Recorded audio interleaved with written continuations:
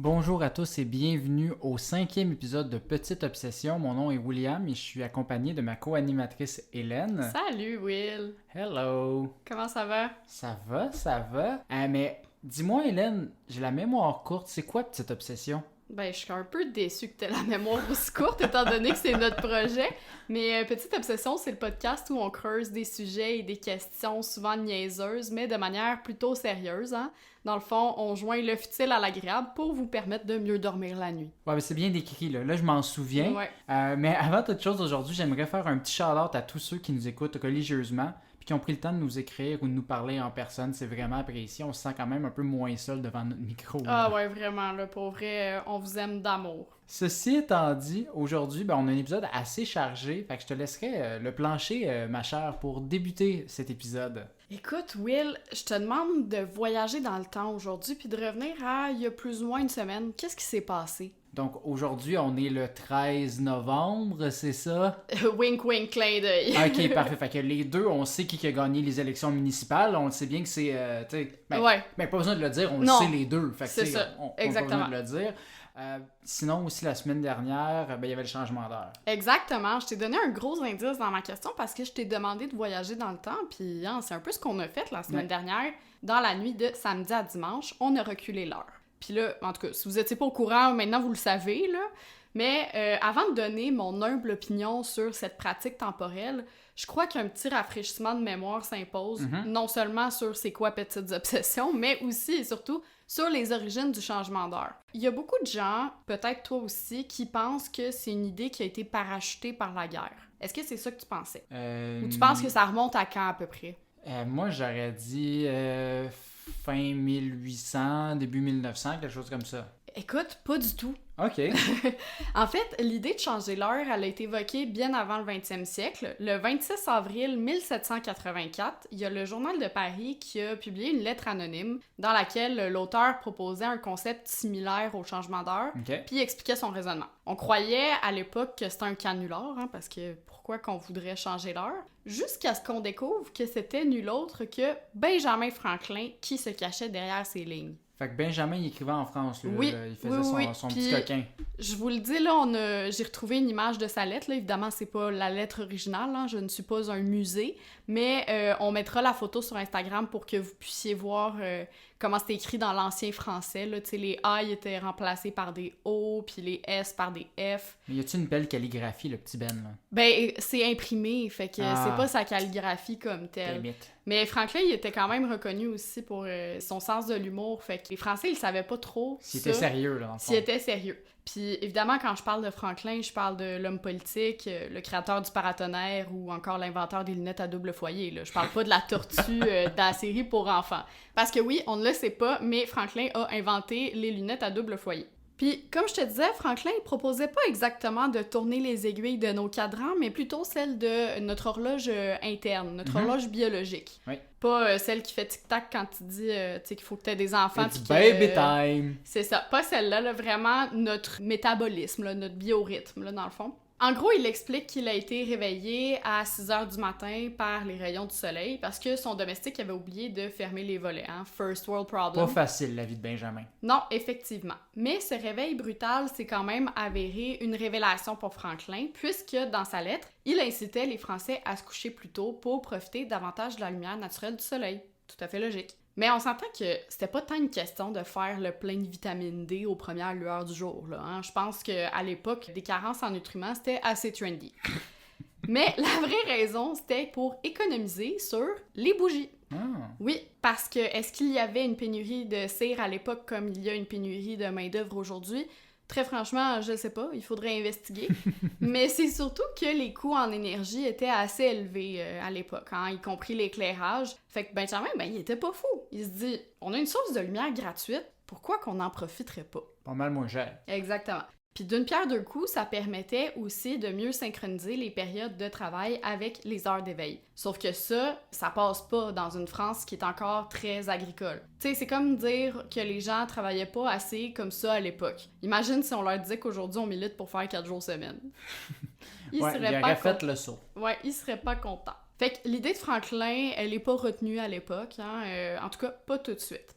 En fait, elle est reprise près d'un siècle et demi plus tard, en 1907, hein, fait que t'es pas trop loin tantôt quand tu disais 1800, 1900, par le Britannique William Willett, un compagnon de prénom, hein? Yes, le meilleur. Qui militait beaucoup contre le gaspillage de lumière. Un éco-anxieux avant son temps, bref. Willett, il a dépensé toute sa fortune à essayer de convaincre le Parlement britannique d'avancer l'heure de 80 minutes durant la saison estivale. Qui est quand même précis, là. Ouais, pourquoi 80 minutes? Est-ce que c'est en hommage à Jules Verne puis son tour du monde en 80 jours? J'en ai aucune espèce d'idée. Mais pour résumer son pitch simplement, auquel je n'ai pas assisté parce que je n'étais même pas encore un projet à cette époque-là, ce qu'on appelle aujourd'hui l'heure d'hiver, ça restait celle du cadran solaire, l'heure normale, tandis que l'heure d'été devenait ce qu'on appelle l'heure avancée, pour pouvoir profiter au maximum des heures d'ensoleillement et ainsi diminuer le temps d'éclairage, donc par le fait même réaliser des économies sur son bill d'hydro ou de lampe à l'huile à l'époque. Bref, durant près d'une décennie, William fait du piquetage jusqu'à sa mort en 1915. Il ne verra jamais son idée se concrétiser puisque c'est en 1916, donc un an plus tard, que pour la première fois, un pays, l'Allemagne, adopte cette nouvelle pratique justement pour réaliser des économies d'énergie durant la Première Guerre mondiale. Puis ironiquement, le Royaume-Uni emboîte le pas 3 semaines plus tard. Juste pour dire. Là, ouais, juste pour dire.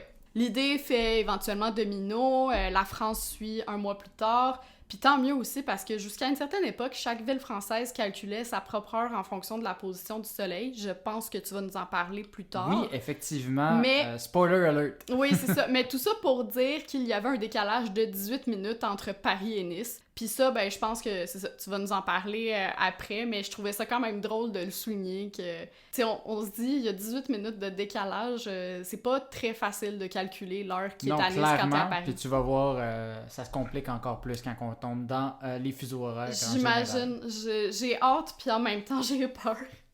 Pourtant, notre épisode Halloween, c'était le dernier, il y a 2 semaines, donc...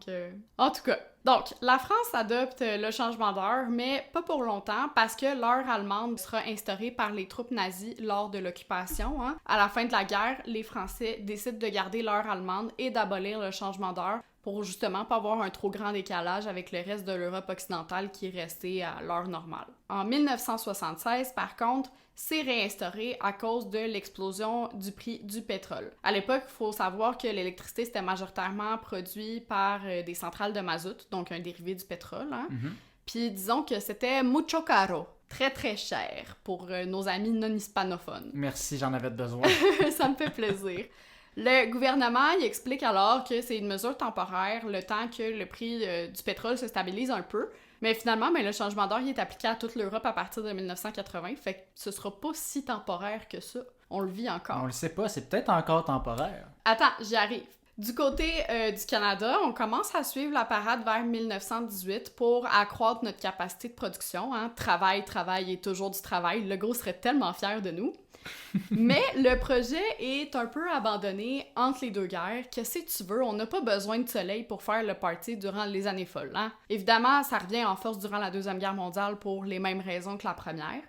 Puis là, saut dans le temps, va savoir pourquoi, depuis 1987, le changement d'heure il est sous la responsabilité des provinces. Ce qui veut dire que toutes les provinces ne sont pas obligées de changer d'heure en même temps, mais en plus, elles ne sont même pas obligées de changer d'heure tout court. Okay. C'est le cas, entre autres, de la Saskatchewan, le seul endroit au pays qui n'a jamais roulé la petite pinouche de sa montre, là, hein?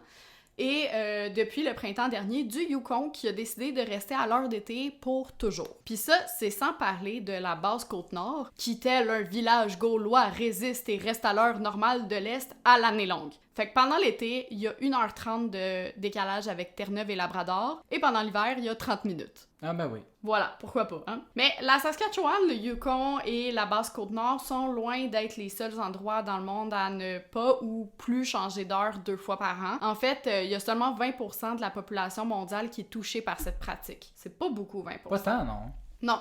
Puis tu te rappelles, je t'avais dit justement que c'était une mesure qui était censée être provisoire, du moins c'est ce qu'on disait à l'époque dans plusieurs pays. Pourtant, c'est encore en place aujourd'hui. Est-ce que c'est parce qu'on dépense vraiment moins d'électricité, donc ça a un meilleur impact environnemental? Ben en France, l'Agence de l'environnement et de la maîtrise de l'énergie s'est penchée sur la question en 2015, puis a conclu que malgré des économies réelles, les résultats sont assez minimes. Pour te donner un petit aperçu, le changement d'heure il a permis une économie de 440 gigawattheures en 2009. Ce qui se traduit en... Ce qui correspond à la consommation annuelle de 800 000 foyers, puis près de 44 000 tonnes de CO2 qui n'ont pas été émises. Fait que c'est plutôt une bonne nouvelle, c'est ça. C'est une excellente nouvelle. Sauf que, la même année, la consommation électrique nationale, elle s'élevait à 486 TWh. Ce qui veut dire que l'économie d'énergie réalisée est de l'ordre de 0,09% à peu près. Tu sais, c'est pas tant. Donc, on a sauvé à quelque part, mais versus la quantité totale, ça paraît pas beaucoup, là. C'est un petit grain de sable, un peu. Exactement. Puis... je sais qu'il n'y a pas de petites économies, tu sais, mais il reste que l'argument d'avancer l'heure pour économiser sur l'éclairage, ça tient pas tellement la route pour moi, puisque, anyways, l'énergie qu'on va économiser l'été, on va l'utiliser pour s'éclairer l'hiver quand le soleil n'est pas levé en même temps que nous. Fait que, ouais, ben un négatif puis un positif, pour moi, ça fait rien, nada, niet, nothing, tu sais. Puis même au Québec, l'électricité, ça représente moins de 5% du budget énergétique d'un foyer. Fait que merci aux ampoules qui consomment maintenant 75 à 80% moins d'énergie que les ampoules halogènes, hein. Autant dire qu'on n'a plus trop de quoi se gêner à dormir avec une veilleuse, mettons, tu sais. Puis là, tu dois te demander, OK, mais Hélène, pourquoi continue-t-on de changer l'heure 2 fois par année d'abord? Mais pourquoi qu'on change l'heure 2 fois par année d'abord? Ben écoute, il y aurait plusieurs raisons, je crois, là. D'abord, par tradition, hein, ça date quand même pas juste d'hier, cette idée-là, mais depuis plus d'un siècle. Ensuite, parce que, comme dans tout élément de notre culture populaire, on veut copier les États-Unis. Je veux dire, on veut s'aligner sur notre principal partenaire économique, hein, évidemment. Ça serait mêlant, tu sais, sinon, là. C'est ça. Puis aussi, ben, pour se rappeler de checker les piles de nos détecteurs de fumée. Toujours un bon moment pour le faire. Exactement. D'ailleurs, il y a de plus en plus de projets de loi qui demandent qu'on mette un time-out à cette pratique. OK. Entre autres parce que ça perturbe notre horloge interne. C'est peut-être moins vrai avec l'heure d'hiver, hein? On économise, on gagne une heure en fait. Mais quand on passe à l'heure d'été, le 60 minutes qu'on perd, il y a quand même des petites répercussions, là. Notamment la perte de l'attention, la somnolence, l'humeur bougonne. Il y a une étude de l'université d'Aarhus au Danemark, qui est d'ailleurs une ville réputée pour compter parmi les personnes les plus heureuses au monde, qui a constaté qu'il y avait 10% plus de diagnostics de dépression au moment du changement d'heure. Je dis ça de même, là. Mais la dépression, elle occasionne des pertes moyennes de 32 milliards de dollars en productivité au Canada. Ouais, ça ferait pas de tort de se le skipper, ce petit 10%-là. C'est ça. Puis le changement d'heure, il affecte surtout les personnes qui ont une routine bien établie. Hein? On pense entre autres aux personnes âgées qui mangent souvent à des heures bien précises, ou encore aux jeunes enfants qui font des siestes, par exemple. Bien, ils sont complètement déboussolés par ce changement d'heure. Écoute, c'est pas mêlant, là, ça stresse même les vaches dans leurs horaires de traite, là, pour te dire. Ouais. Ben, il y en a qui disent que c'est un mythe, mais reste que les vaches, habituellement, doivent être traitées, je sais pas comment on dit, à des heures fixes. Donc, si on change l'heure, sont toutes déboussolées. Puis tu veux pas qu'une vache ait une montée de lait, je pense. Avoue que t'es fier de ton jeu de mots là-dessus. Je l'ai même pas écrit. Je l'ai pensé direct. Bravo. Il y a aussi des études qui se penchent sur la corrélation entre le changement d'heure et le taux d'accidents sur la route ou des accidents du travail. Parce que d'après un article que j'ai lu, et je cite, le gouvernement français aurait calculé qu'il y a 40% plus d'accidents de la route impliquant des piétons entre 17h et 19h dans les jours suivant le changement d'heure. 40%! Mais c'est parce qu'il fait plus sombre? Je sais pas, exactement, mais c'est que les conducteurs ne sont plus habitués à ce qu'il fasse noir aussitôt. Puis évidemment, ben, ils sont plus fatigués. C'est la fin de la journée. C'est la fin de la journée, tout ça. Donc, en février 2018, le Parlement européen a demandé à la Commission européenne d'étudier le dossier du changement d'heure en organisant une consultation publique. Sur les 4,6 millions de répondants, il y a 84% des Européens qui ont voté pour mettre fin au changement d'heure. C'est pas rien, là, 84%. C'est un méritas, là, tu sais. Puis finalement, ils l'ont pas plus fait. Je t'épargne un peu les détails de cette poutine politique, mais grosso modo, si on abolit le changement d'heure, faut quand même que chaque État choisisse s'il conserve l'heure d'hiver ou l'heure d'été. Fait que, par exemple, si le Portugal garde l'heure d'hiver puis l'Espagne l'heure d'été, il y aura pas 1 heure de décalage, mais 2 heures de décalage entre les deux pays. Fait que c'est toute cette game-là politique qui fait en sorte que ça a pris du temps. Puis initialement, ça devait entrer en vigueur en 2019, mais à cause de l'échéancier trop court, parce que, tu sais, ça prend du temps, là, tourner toutes les aiguilles de l'Europe au complet, ben la fin du changement d'heure a été reportée à 2021. Fait que le 31 octobre, c'était censé être la dernière fois que les Européens subiraient cette pratique, mais l'était-ce vraiment? Eh ben non, parce qu'il s'est passé une petite affaire affectueusement appelée la pandémie. Ah non, Non, tu connais pas? Je connais pas. Ben écoute, on a beau avoir tout plein d'outils technologiques à notre portée, Mr. COVID, il a ralenti les discussions, hein. Et c'est tant mieux pour le Conseil des ministres, parce que t'imagines une réunion Zoom pour parler de ça? Déjà qu'une assemblée, c'est assez endormant en présentiel. Ah, quoique, ça pourrait peut-être aider les gens qui souffrent d'insomnie, hein. C'est une bonne alternative aux podcasts, à ASMR, pis tout ça, là. Peut-être qu'ils pourraient... T'endormir dans la conférence sur le changement d'heure. C'est ça. Mais bref, je te dirais qu'au Canada, l'opinion publique tranche pas mal du même côté, puisque 85% des gens sont en faveur de mettre fin au changement d'heure. Il y a certains qui souhaiteraient même garder l'heure avancée à l'année longue, donc l'heure d'été, et ne plus être sur l'heure du cadran solaire. En autant qu'on est toujours sur la même heure, C'est ça. fait. Comme le Yukon le fait déjà depuis le printemps dernier. Puis c'est bien beau tout ça, là, mais ça ferait quand même en sorte qu'il ferait parfois noir jusqu'à 9h le matin l'hiver. Je sais pas toi, mais moi, j'ai pas signé pour une job de nuit. Je commence plus tôt que 9h, fait qu'il est pas question que je commence dans le noir. Quoi qu'il en soit, ça risque pas de changer de sitôt parce que à chaque fois, c'est encore une game politique.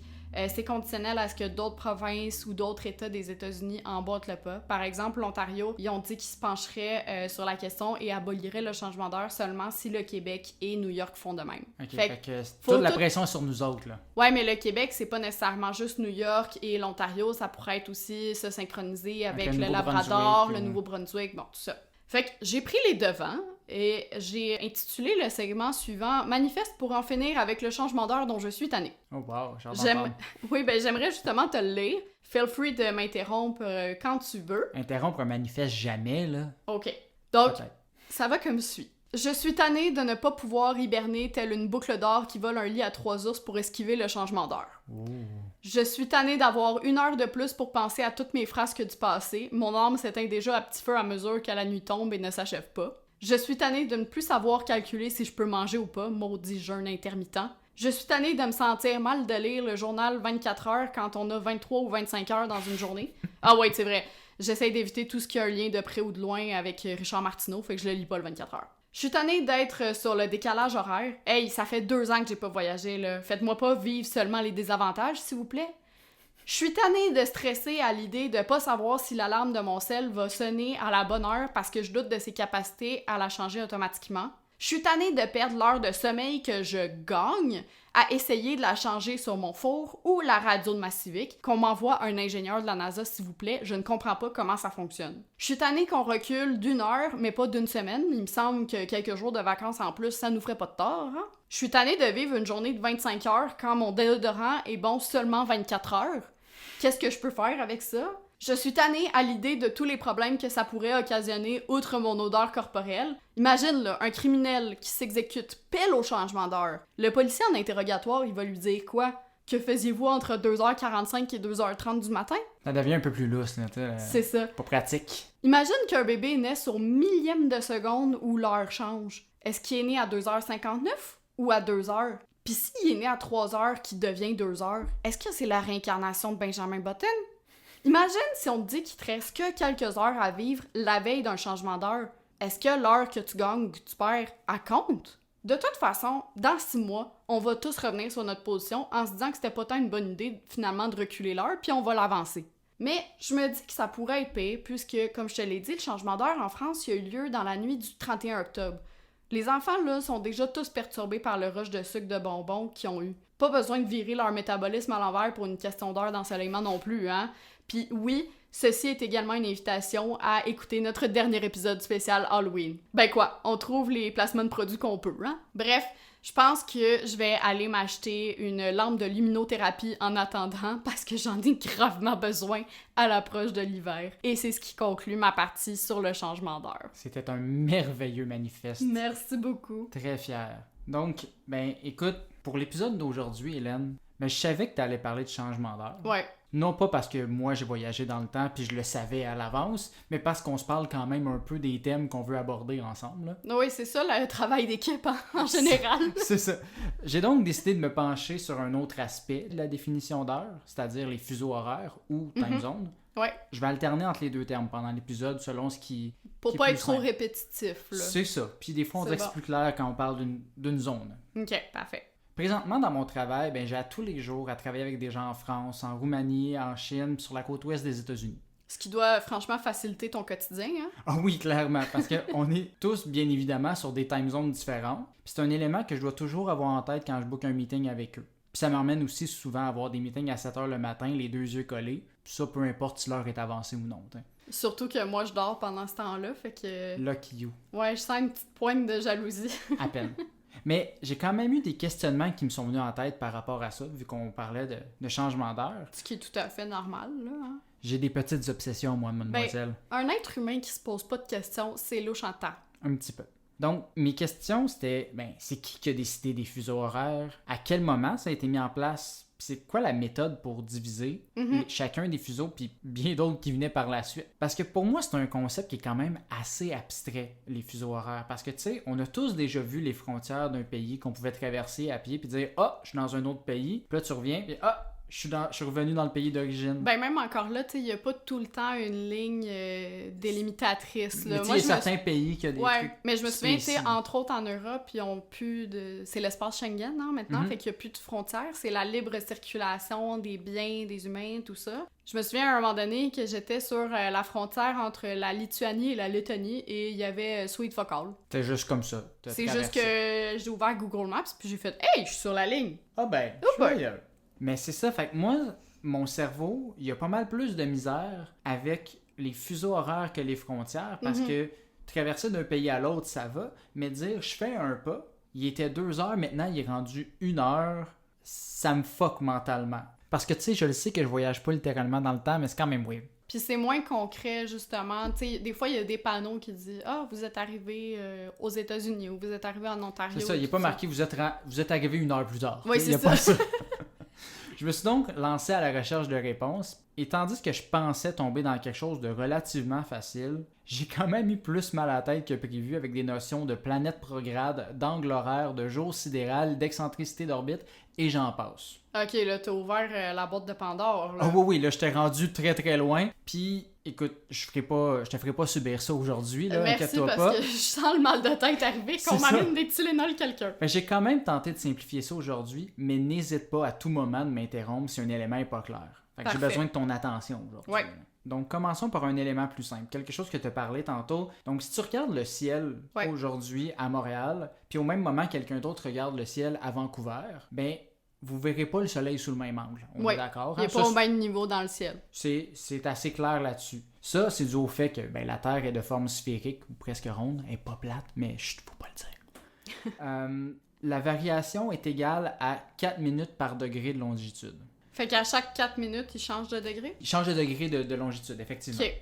Donc, juste pour être certain ici, pour que tout le monde me suive, la longitude, faut s'imaginer une ligne, ou un cercle, partant du pôle nord jusqu'au pôle sud, donc qui fait vraiment là, une ligne qui traverse la Terre. Ouais. Autour de la Terre, il y en a 360 Ouais. longitudes différentes qu'on a déterminées, comme un cercle, donc un 360 degrés. Donc, il y a une longitude par degré, ce qui fait 360 degrés. Quand on dit, mettons, longitude de 10 degrés, c'est qu'on a mis un point 0. Dans le fond, on a dit cette longitude-là, c'est notre point de référence. Puis, mettons que le point, c'est Montréal, on va dire 10 degrés de longitude, c'est que c'est à 10 longitudes de différence de Montréal, essentiellement.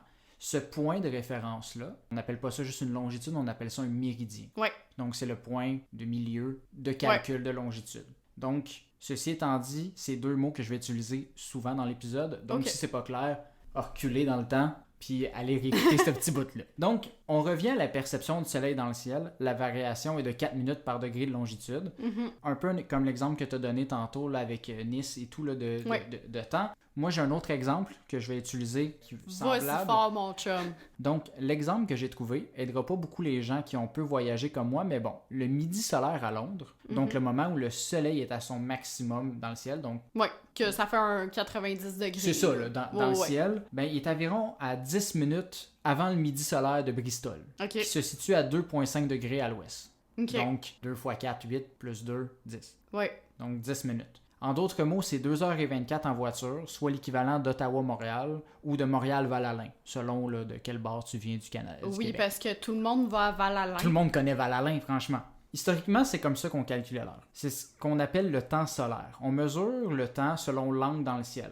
C'est un peu, c'est la base du cadran solaire, quoi. OK. Par contre, c'était pas un système parfait, parce qu'on le sait, le soleil, il varie un peu dans l'année, il va être là moins longtemps, Ouais. ça va varier un peu en angle vu que c'est sphérique, donc c'est pas un système de calcul parfait, les cadrans solaires. Pourquoi faire les choses simples quand tu peux faire compliqué, hein? C'est ça, on a essayé de le simplifier avec le temps, parce que c'était notre seule façon de le calculer, mais on s'est dit, au lieu de le calculer en temps solaire réel, on peut faire un temps solaire moyen. Donc, on trouve le midi, donc le point que c'est le soleil est le plus haut. On dit ça, c'est midi, puis là, on compte les secondes, puis on s'arrange pour que ça fasse vraiment 24 heures avant qu'il revienne à ce point-là. Fait que c'est un peu un temps solaire moyen, basé sur un soleil fictif qui se déplacerait de façon constante autour de la Terre. Donc, il n'y aurait pas de variation de ce soleil-là. C'est un faux soleil qu'on s'imagine dans notre tête pour dire, c'est à peu près, on est revenu à midi pour pas que le midi varie. Donc, c'est clair jusqu'à présent? Jusqu'à présent, c'est assez clair. C'est pas pire, OK. Donc, ces concepts étant établis, laisse-moi te raconter l'histoire de l'instauration des fuseaux horaires. OK. L'histoire commence en 1675, alors que le roi Charles II d'Angleterre, vois-tu, toi tu parlais d'Halloween, moi je reparle des rois pour faire référence à notre premier épisode. Donc, le roi Charles II d'Angleterre a ordonné la construction d'un observatoire astronomique dans la ville de Greenwich. Ah, je pensais que c'était celui de lac Mégantic, tu me déçois. Ça aurait pu que le roi d'Angleterre décide de construire quelque chose à Mégantic, ça aurait pas été très pratique pour lui. His loss. Oui. Il a aussi au même moment créé le titre d'astronome royal, qui devait agir comme directeur de l'établissement. Le mandat de l'homme avec ce titre fantastique était de corriger leur cartographie du ciel dans le but de perfectionner l'art de la navigation. Puis là, on parle de à peu près quelle époque? 1675. OK. Fait que c'est après Copernic, puis on sait que la Terre on sait que la Terre est ronde. OK. On navigue avec les étoiles. OK. En bateau. Une des façons de faire, c'était justement d'avoir un point de référence, un méridien, puis déterminer ta longitude par rapport à ce point-là, en regardant les étoiles.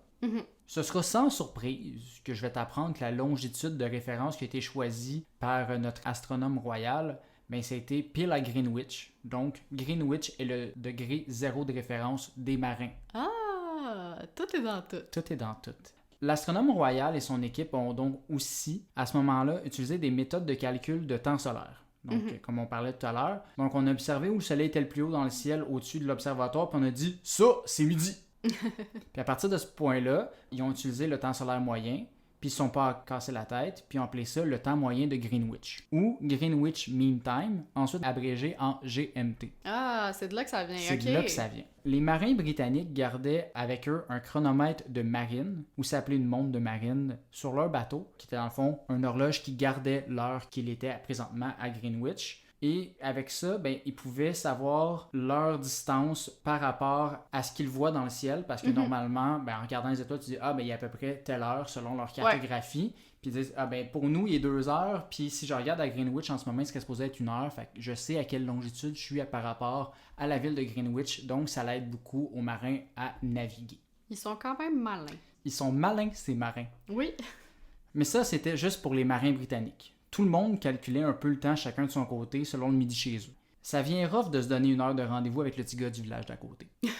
C'est devenu un peu plus problématique au 19e siècle, comme il commençait à y avoir pas mal de développement des transports et des télécommunications. Donc en 1840, la compagnie ferroviaire Great Western Railway a dit c'est assez, puis a commencé à utiliser le GMT comme temps de référence aussi. OK. Parce qu'on s'entend, si ton train passe par différents villages avec des heures différentes, ça devient vite cacophonique. Oui, tout à fait. Avec cette heure unifiée, fini Roger le touriste qui chiale que le train n'est pas à l'heure. Quoique... Il va chialer pareil, mais bon. Même en 2021, ils sont pas à l'heure. Ils sont tout le temps en grève.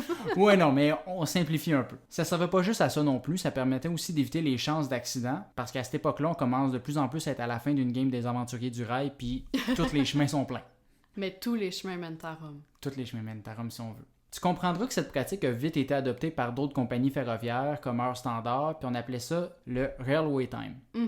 On pouvait donc parfois observer 2 horloges en ville avec quelques minutes de différence, soit l'heure du village, soit l'heure des trains. OK. Par contre, comme ça compliquait quand même un peu les choses d'avoir 2 heures différentes, de plus en plus de villes et villages ont laissé tomber leur heure locale pour juste utiliser le GMT. L'assimilation. Tranquillement, pas vite, on va toutes les avoir.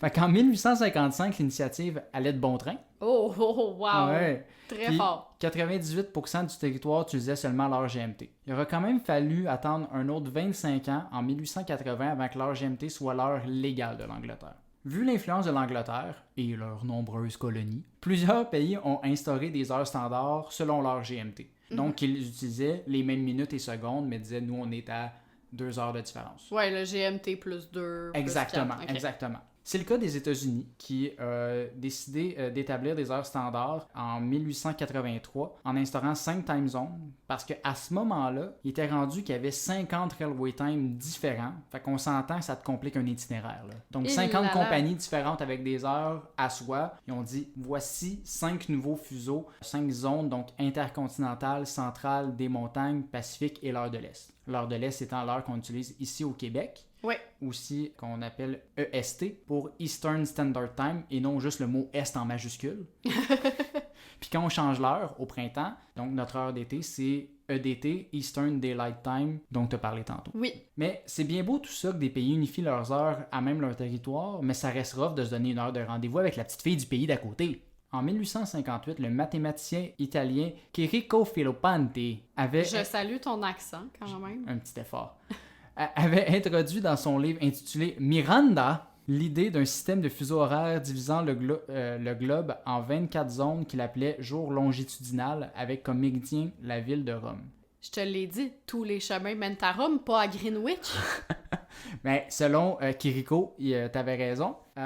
Chaque fuseau serait différent d'une heure, tandis que les minutes aussi, les secondes seraient identiques. Par contre, son livre a plutôt attiré seulement l'attention bien après sa mort. Prendre note ici que si vous trouvez le remède contre le cancer, ne l'écrivez pas dans un livre intitulé « Ma grande-tante Monique ».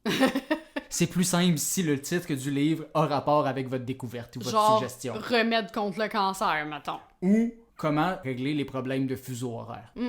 L'idée de fuseaux horaires mondiaux est donc seulement revenue 18 ans plus tard, en 1876 environ. Ça a été proposé par un Canadien d'origine écossaise nommé Sir Sanford Fleming. Fleming, c'était l'ingénieur en chef du Canadien Pacifique. Donc, son intérêt principal, c'était lui aussi, le ferroviaire. Parce qu'au Canada, les horaires de train étaient toujours pas plus simplifiés. On devait imprimer au minimum 5 heures locales de référence pour les itinéraires de train, c'était chiant.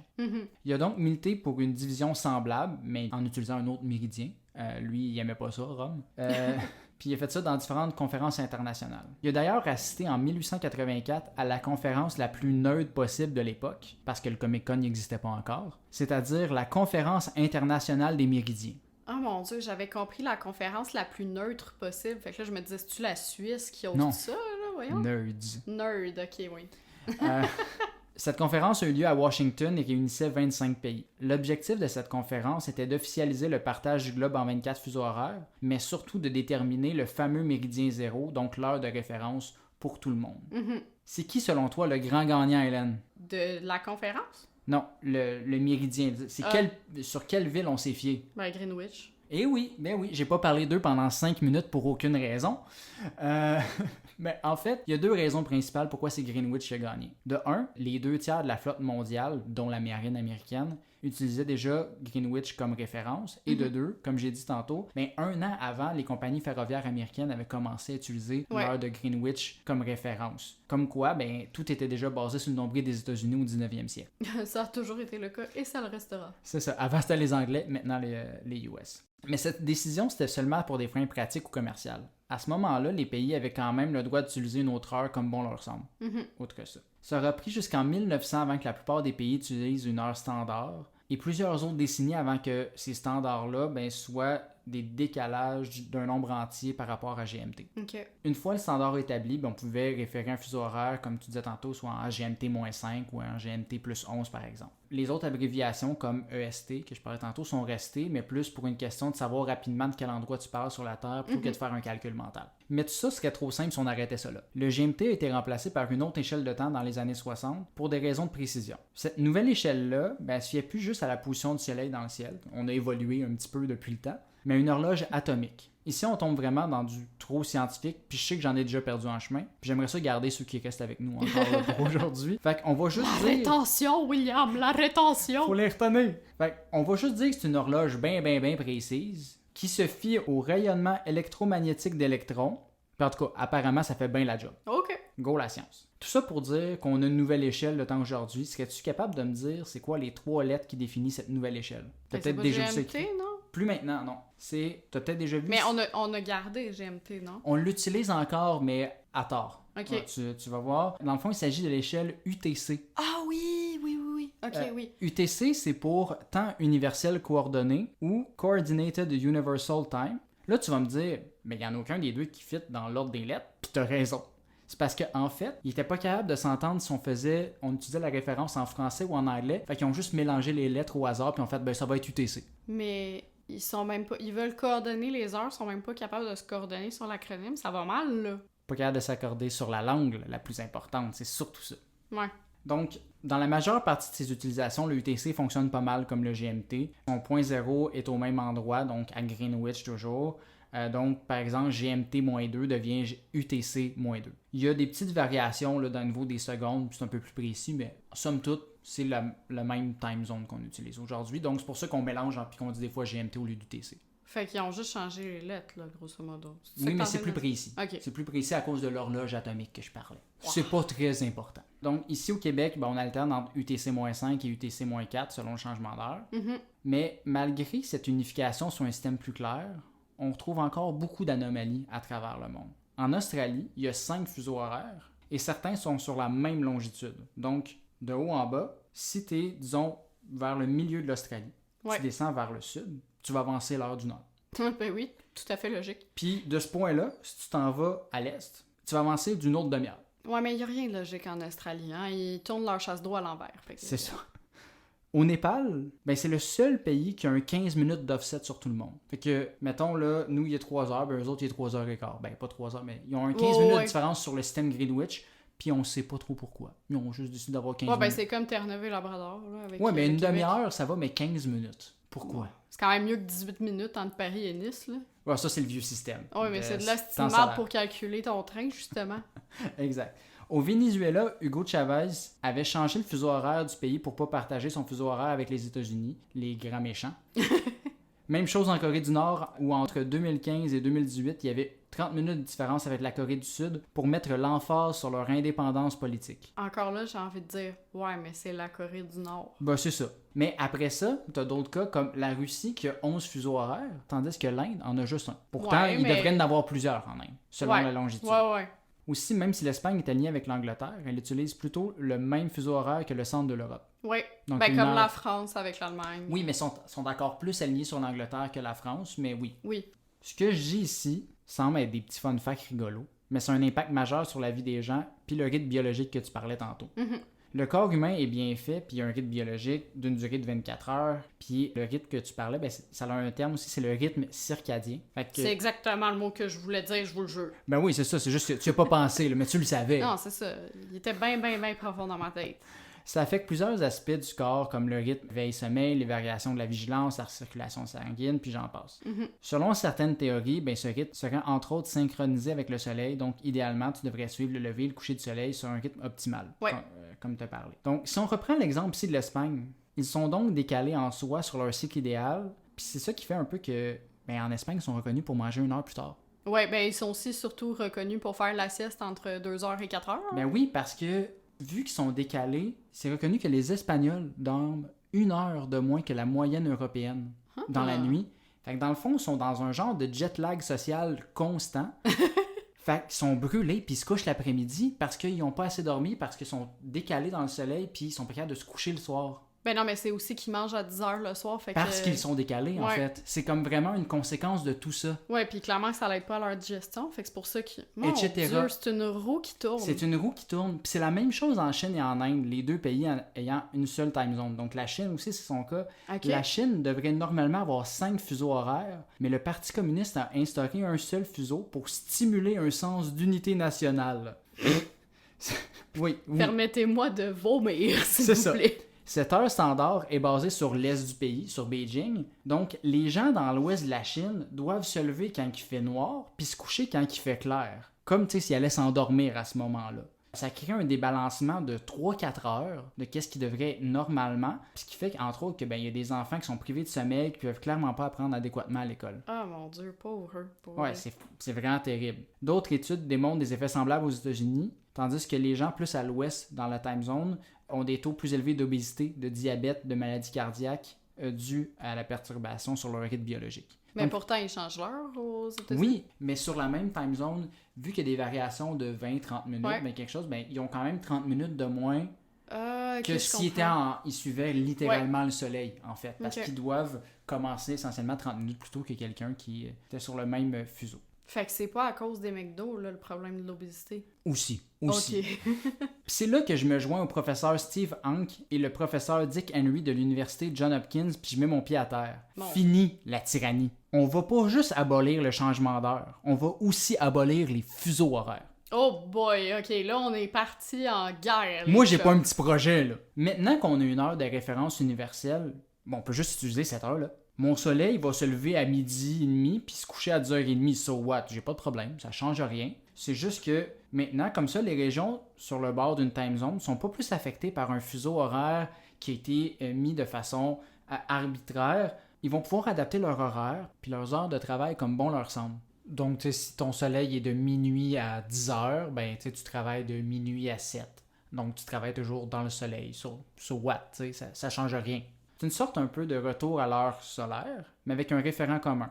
Puis c'est sûr que si tu fais ça, ben, ça va demander un changement du langage par rapport au temps, mais ça vaut la peine, tu sais. Je me poserai plus la question, il est quelle heure en France? Je vais le savoir, il est quelle heure en France. C'est la même heure que moi, mais je vais savoir qu'à la place, ben, eux autres travaillent de 10h à 18h.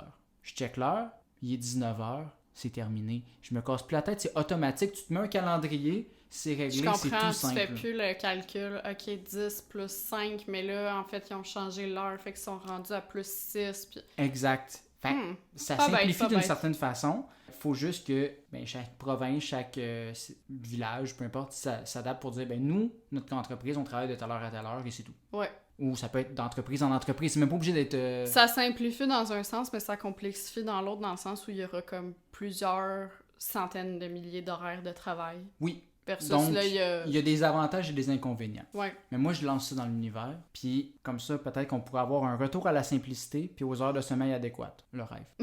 Le seul vrai inconvénient que je vois, c'est de décider à quelle heure qu'on va faire jouer le bye-bye. Donc, c'est ça. C'est ce qui conclut cet épisode de Petite Obsession. Merci d'avoir pris le temps de nous écouter. C'est toujours apprécié. Ouais, et puis ce fut vraiment enrichissant comme épisode, je trouve. Ouais, J'ai on a vraiment appris beaucoup. beaucoup appris là, sur tout ça. Puis, écoutez, on pourrait quasiment partir une pétition sur l'abolition du changement d'heure et des fuseaux Oui, horaires. mais c'est ça, moi, c'est ce que je me dis. Tu sais, si les gens qui nous écoutent s'abonnent sur YouTube, sur Spotify, sur Apple Podcast, au choix, ils peuvent après ça partager à leurs amis, puis peut-être qu'à la gang, on va l'abolir, la dictature temporelle.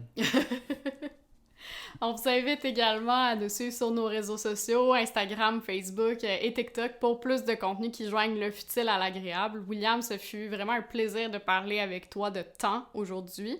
Mais là, le temps file à un moment donné et on a plein de choses à faire aussi. Fait que je pense que c'est l'heure de dire bye-bye, hein? C'est l'heure de dire au revoir, comme diraient les Teletubbies. Donc, merci et on se revoit dans 2 semaines. Bye!